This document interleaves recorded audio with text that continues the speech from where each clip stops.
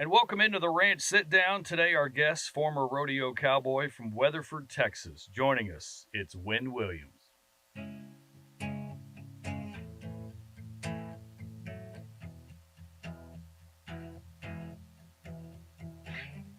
My name's not important, but they call me Tornado. Was raised on a beaten down ranch outside of Laredo. And he tried to break me, but I would never be broke. Left them nursing their pride, their heads hanging low. I got sideways with some cowboy short round in Casper. He was strong, he was stout, there ain't no doubt, but I was faster. I've been under the lights on a few Saturday nights, and to tell you the truth, that's when I shine. I've been on the road for so long, thrown every cowboy that tried to hold on. All the money and the buckles turned my glory days gold. Now I'm growing old. They call me Tornado.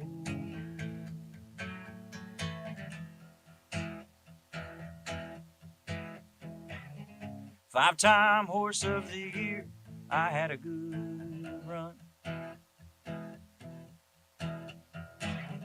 Years in a fame flew by like yesterday's sun.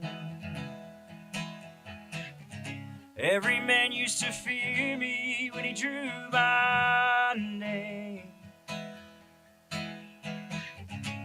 Those days are long gone, they faded away. I've been on the road for so long, thrown every cowboy that tried to hold on. All the money and the buckles turned my glory days gold. Now I'm growing old. They call me Tornado.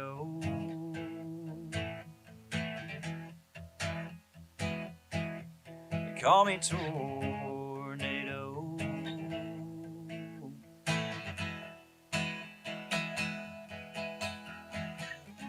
My name's not important, but they call me Tornado. Wynn Williams hanging out with us on the Ranch Sit Down. Was looking at your bio today. They call you a neo-traditional country artist. That is the new term. What does that mean? Man, I don't know. I don't know what that It means. sounds cool. But yeah, it does sound, makes it sound like a superhero or Right. something like that. But man, I think it's probably just like the new traditional country. I mean, I see that we've got Drake Milligan on air right now. I would kind of consider that neo-traditional, Yeah, or maybe yeah. like Randall King or Yeah. Zach Top or Cody Johnson, of course. So, man, it feels like things are really starting to swing back towards that more traditional sound, which is stuff that I grew up listening to, like the 90s. Right. You know, the golden era of country music is kind of what I call it. Isn't it wild how it's kind of cyclical for a while? Yes. It's, it's kind of like very country, and then we get a little rockin' country, and then pop country, and then we're back to country. That's right. Yeah, there's some periods we don't really like what's happening, and then some we Sure. really do. So right Yeah, now man. you're seeing a lot of that country music. It's pretty cool. Yeah, we love it. It's great. Great time to be a traditional country artist. Or neo-traditional, neo-traditional. whatever that means. Yeah, that's right. That's right. It does. It sounds like you've got some kind of superpower. So you are a former rodeo cowboy. What Sure was am. your event? I was a steer wrestler. Good Lord. Yeah. Many moons ago. So obviously that was a long career for you. Yeah, I One did it. steer wrestling is a long career. Yeah, let's how long see, did you I do did that? it for 8 years. Did you really? Yeah, And so you in did high this school and college. at A&M. I did. Yeah.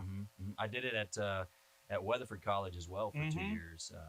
I actually got injured my sophomore year of college, and then transferred to A&M right after I got my associate's degree, and then rodeoed for A&M for a semester, but it did not go so well, and I had bills to pay, so so I stopped rodeoing my junior year of college, and I really started focusing more on music at that point. Whenever I started writing songs pretty heavily and playing guitar, so it was a long time for me, and sometimes I miss that part of the world. But I always kind of tell people like rodeo and touring are really a lot alike. You're on the road all the time. Oh yeah, Either way, for sure. So, were you doing music in high school while you were kind of doing the rodeo stuff, the college stuff as well? Were you just kind of tinkering around, or were you actually doing shows? So I was in choir all 4 years of high school. Okay. And then I also did a musical in high school too, and really like my first really taste of performing was the talent show. My sophomore year of high school, and I just loved singing and performing for people. And I really didn't start learning how to play guitar until shortly after that. But I didn't really, I played like some Opry shows, like over in Grapevine. I played some showcases. I mean, dude, whenever I first got started just performing, I would literally go sing to karaoke tracks, just like for whoever would listen. Just show to up get out in there. restaurants or, little places around town. So, but that's where I fell in love with it. And then once I started playing the guitar and I could actually play and sing at the same time, that's when everything, really started to mesh for me. And then in college, I really started taking it seriously. I played at the Tap in College Station. That's where I got my start. So everything from that point on, man, has just been progressive, and it's been great.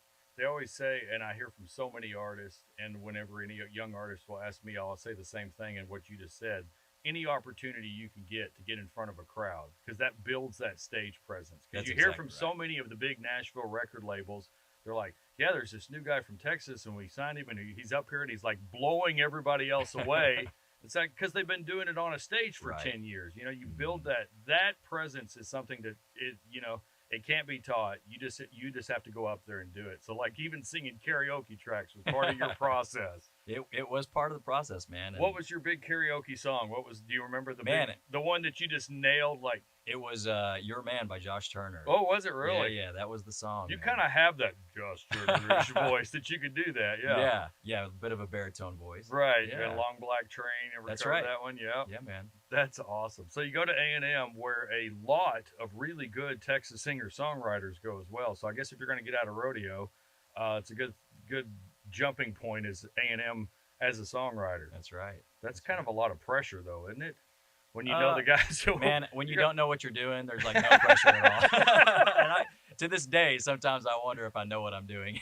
So what was your major in college? I was a communication major. Were you really? Yes, sir. So you're coming for my job? Yep. I'm not. It I wouldn't will take happily much. sit in this chair, and you have no idea how happy people got for a split second when you said "Yep." No, you can have that chair, and I'll just sit in this. Oh, you like to make money? Okay, I got it. So, if you weren't doing music, what would that career be for you? Do you think? That's a good question. I started right out of high school. Whenever I was going to Weatherford College, I started selling and shaping hats and selling Western clothes and that kind of stuff, and I enjoyed that job. But I recently got my pilot's license in December of last year. No way. So I think if I wasn't playing music, I'd be a pilot. Have you flown yourself to your own shows yet? I flew with an instructor one time down to Helotes for the Robert O'Keefe fan appreciation party. Right. Yeah, they asked me to go down there and play a few songs, and I actually needed the hours for my for my license, and I called up my instructor. And I was like, would you want to fly down to San Antonio and let me go play these couple songs and then fly back? And we did, man. I bet awesome. That was a real tough twist of the arm to get them to do that with you, I guess. Yeah. It was the most expensive trip I had to take. Right. But hey, it took me half the time, so it was good. So what got you interested into music, Wynn? Man, I come from a musical family. Do you? I do. My whole family sings. My dad plays guitar.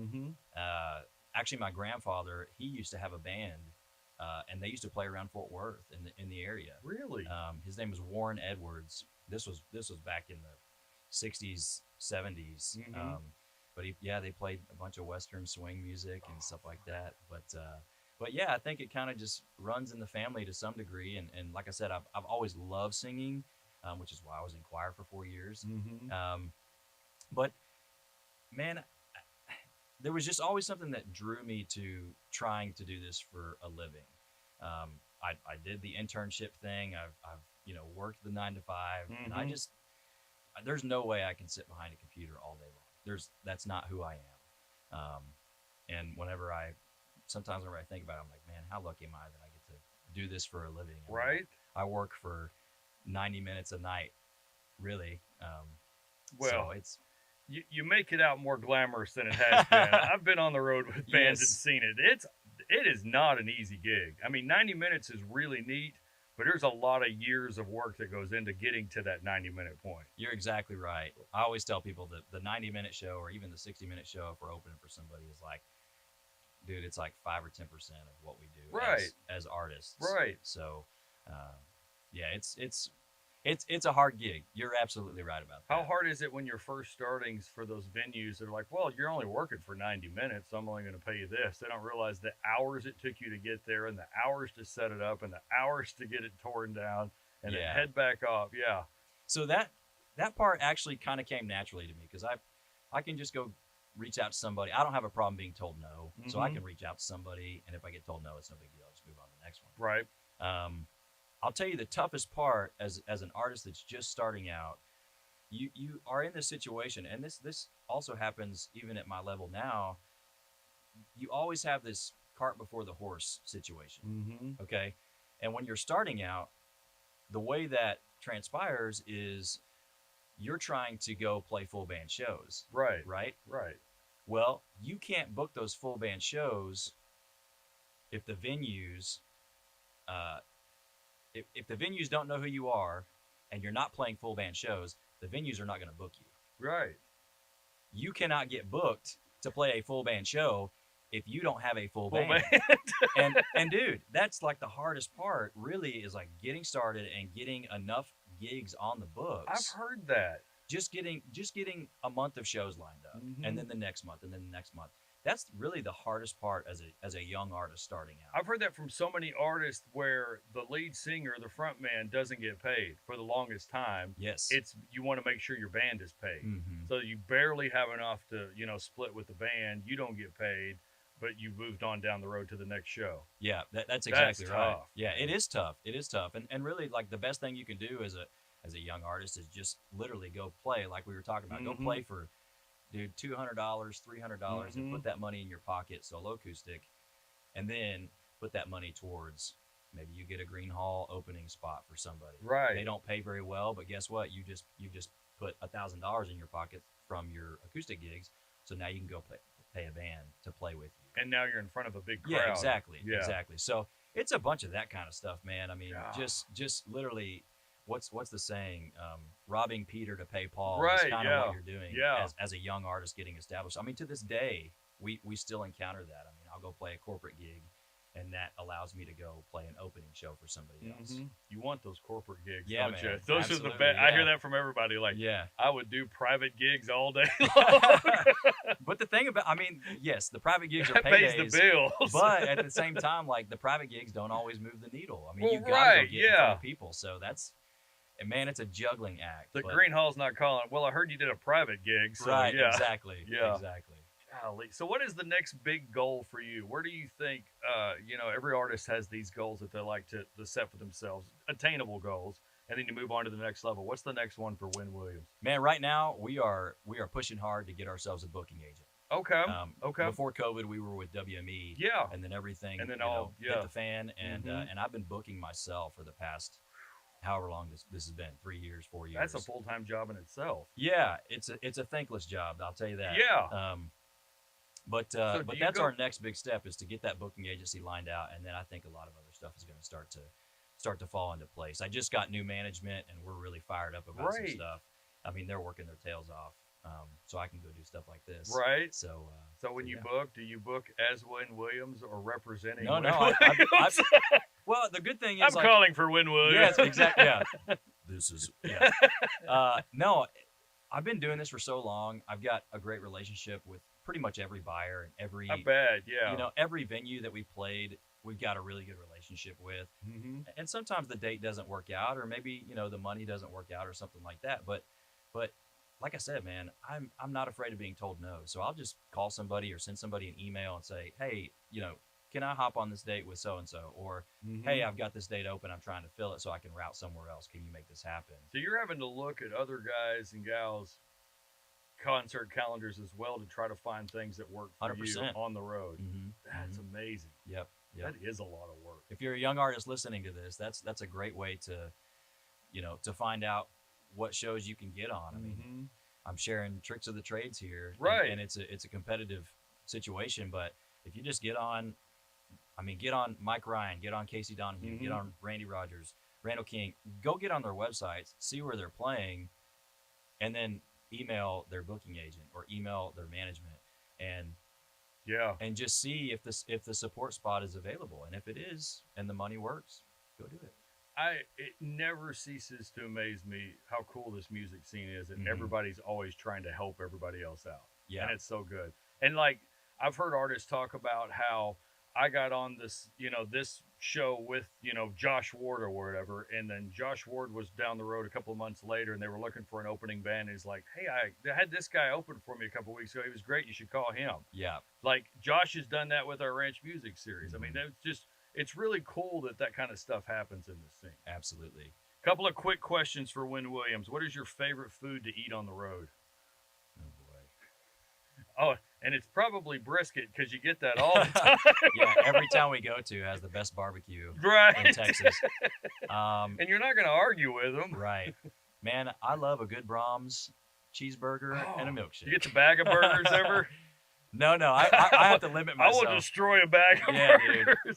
No, Brahms to me is a superior Isn't it? fast food. You know why I love Brahms? It's cheap, too. It is. It's affordable, it's man. It's so weird. Like, everything else got expensive and nobody told Brahms. Yeah. Like, you can jack your prices up. Just don't tell Brahms. And you can sub out your drink for a milkshake for no upcharge. Yeah. That's like a big deal. Like, we need to get you an endorsement with Brahms is what needs to happen. Come on, let's make that wrap happen. the bus with Brahms if I got to. That's right. Worst show of your career?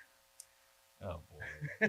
And it doesn't have to be the venue's fault. It could be equipment, van breakdowns. Man, I played drummer some pretty didn't bad show. shows, I'll be honest with you. I'll tell you one that really was not fun. I played one time at the Rodeo Houston Wine Garden. This was whenever I was doing a lot of acoustic stuff. And I was sitting out there in the wine garden. I think it was after the performance or before the performance. I can't remember. Before the rodeo. And it was freezing cold. And I could like barely play. Oh my God. Those are probably the worst ones. We played a show down in Bernie. I think it was last year with Krager. And it was crazy. The weather had rolled in and it was like brutally cold. And I thought, he's going to cancel the show, which I was going to be okay with. Right. Randy Rogers and somebody else canceled their show in Corpus Christi, and we were playing in Bernie. In Bernie, yeah. And I thought for sure he's going to cancel it, and he didn't. And dude, we had this massive heater on the stage. It was like just blowing. You could not even hear yourself. You'd walk over there by the heater to get warm, and then your guitar would go out of tune. Right, yeah. From the heat, and then you'd step back over, and then it would be back in tune again. It was like crazy, but people were like, the this guy Colemans can't worst, even man. play. What is this? Yeah. And then if your we, voice if we is get on shaky. Steamboat next year, hopefully we don't get on that outdoor stage. Right. I like to play Steamboat, but holy cow, yeah. I can't imagine that. Favorite movie? Oh, man. My favorite movie is Gladiator. Really? Why Gladiator. is that? That's a vicious movie, man. I know I'm it kind is, of concerned about you. I have like this amazing top 5 movie list that I always tell people about. Okay, I want to hear this. All right, Gladiator. Titanic. Okay. The Patriot. Yes. Forrest Gump.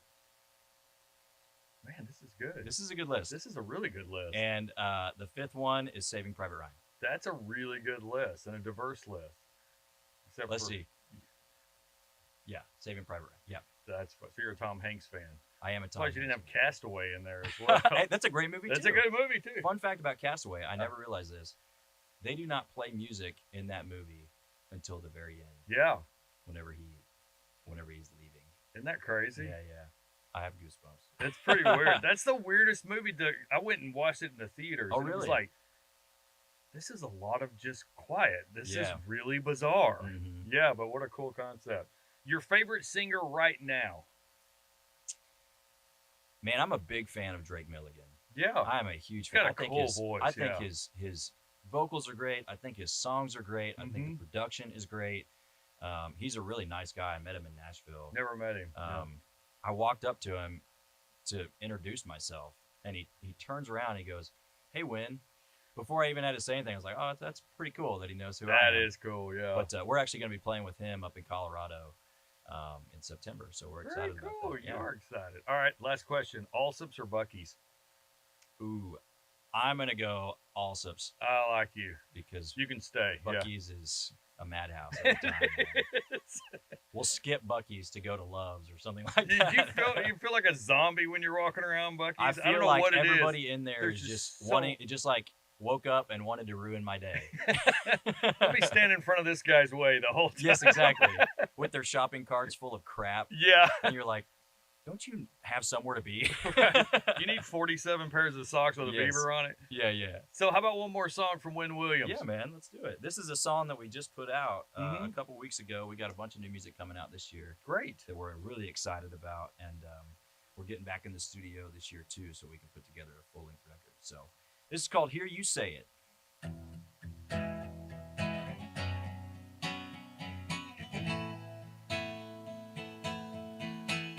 It's just a name my mama gave me.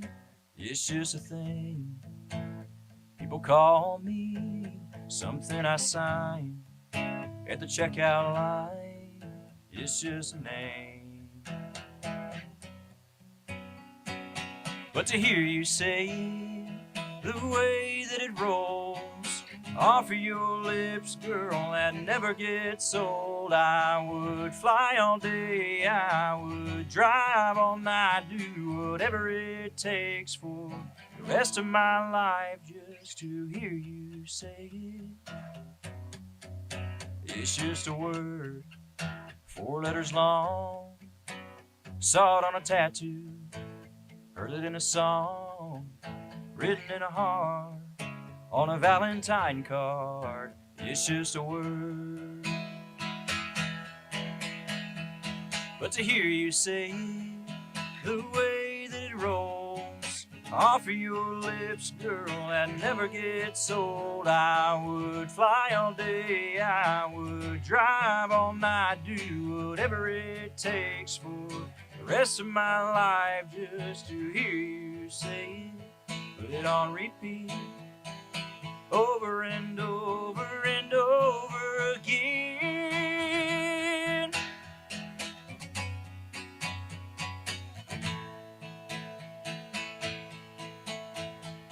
Just to hear you say it. Just to hear you say it. I would fly all day, I would drive all night, do whatever it takes for the rest of my life.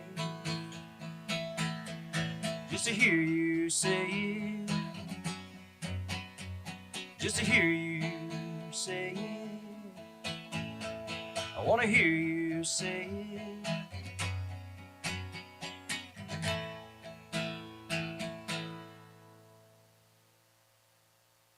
Wynn Williams hanging out with us on the ranch. Sit down. You got such a smooth voice, man. Thank you, man. Really Thank you well very done. much. Really well Thank you. done. What's next for you? Man, we got a lot of stuff coming up this year, like I said. New music coming out, a bunch of it. We're Any big working on shows coming up you're excited about? Yeah, man, we're gonna be. We just announced a bunch of big shows. Headed out west later in June. Mm-hmm. It'll be our first time to get out to Arizona and and we'll be in June Vegas. in Arizona seems like a really good time to be there. Yeah, man. I'm not really excited Hopefully about it's indoors. that. Yeah, I need to put some new tires on the van before we go out there.